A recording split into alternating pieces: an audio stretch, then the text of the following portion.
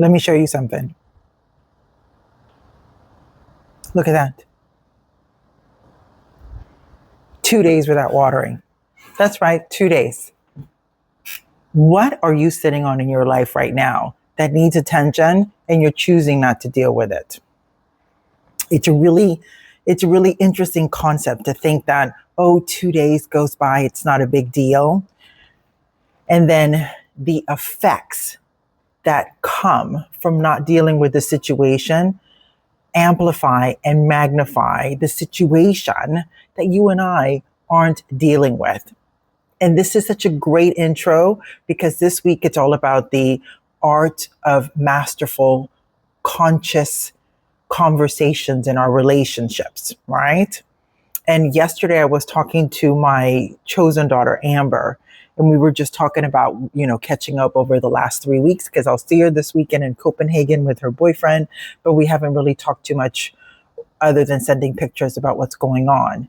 And I was sharing with her that, so many of you know that my son is severely autistic, and he has this type of genetic mutation in his 8th chromosome, which we just discovered 2 years ago, on top of the autism and everything else, is that his body is little by little breaking down, right? So now he's in a point where he can no longer walk, and half of his body is similar to a stroke victim. So he doesn't have a lot of he can't move, he can't walk. He has difficulty with his right side, but his left side is, super strong, or the other way around, his left side, but his right side is super strong, and he's living his best life. And there was an observation that both of us made about my son, and the fact that, unlike you and I, he doesn't have a concept that there's anything wrong with him. So if he wants something, he wants a toy on the floor, he just throws himself on the floor and drags himself over there and gets whatever he wants. And we were talking about it, Amber and I were talking about it yesterday. We were reflecting on this because sometimes we get caught up in our own narrative. We get caught up in a situation, the stories that we create for ourselves around the situation instead of the actual situation, like being objective and just looking at things for what they are and how they are, the reality of things. And, having this little curated story around a situation somehow feels safer than just pulling that Band-Aid and solving the problem in front of you. And this past week, I've had a lot of company.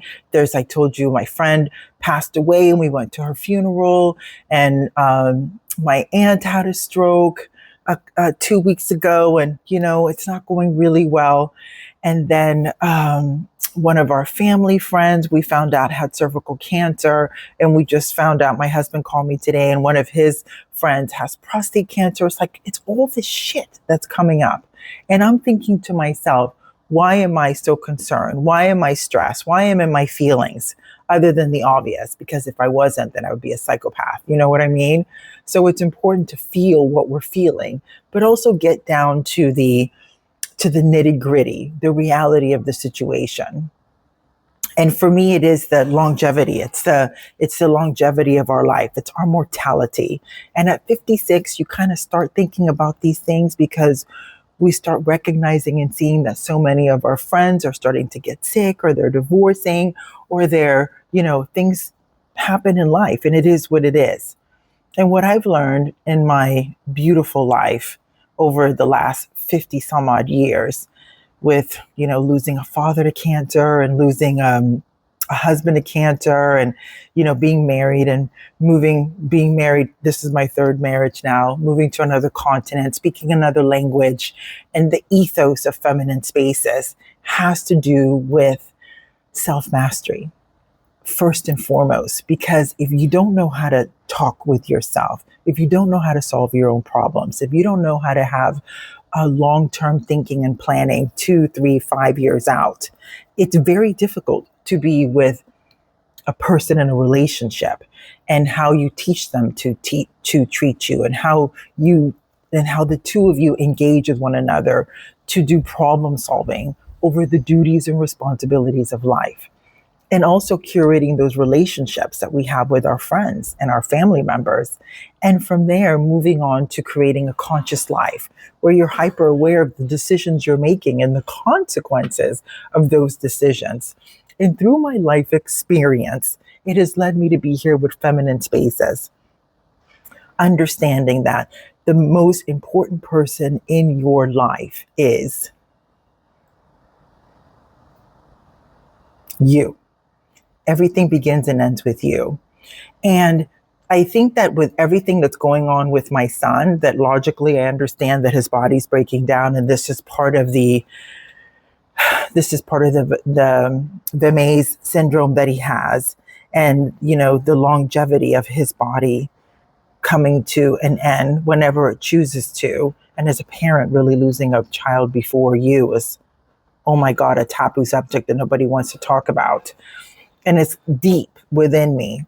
So I've had the multiple conversations with myself. I've definitely spoken with my council of influence. And when I'm having these experiences where I'm having people that I love and people that I know that are also going through tough situations where it's a matter of life and death, every time these things happen, this deep-seated feeling I have around my son comes up, which of course is natural.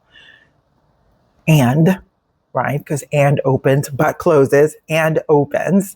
And this is part of the cycle of life. And as much as I can be super aware of it, as much as I can be completely logically in tune with it, there's still the emotions that we process.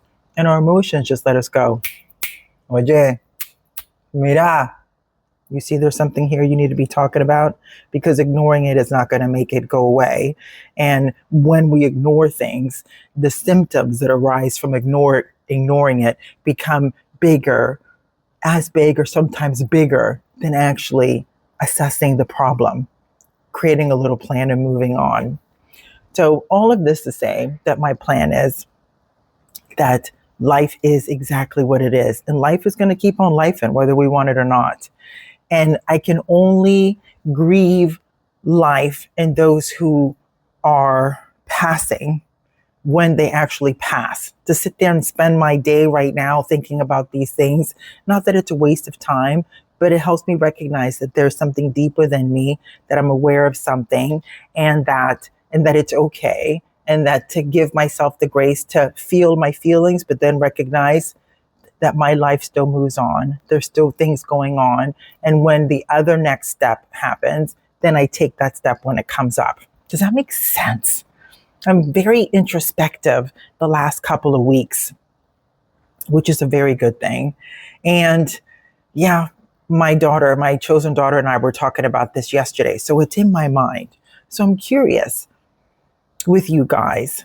Do you catch yourself when you're processing something and you see that you are responding to a situation differently than you did before? Because I'm definitely catching myself with that over the last few weeks, where I can actually have a little bit of detachment, utilize my discernment, even if I still touch in with my feelings, I still move forward with it, make the decision, and know that pivoting later is always an option, because I can always change my mind. Pussy puss.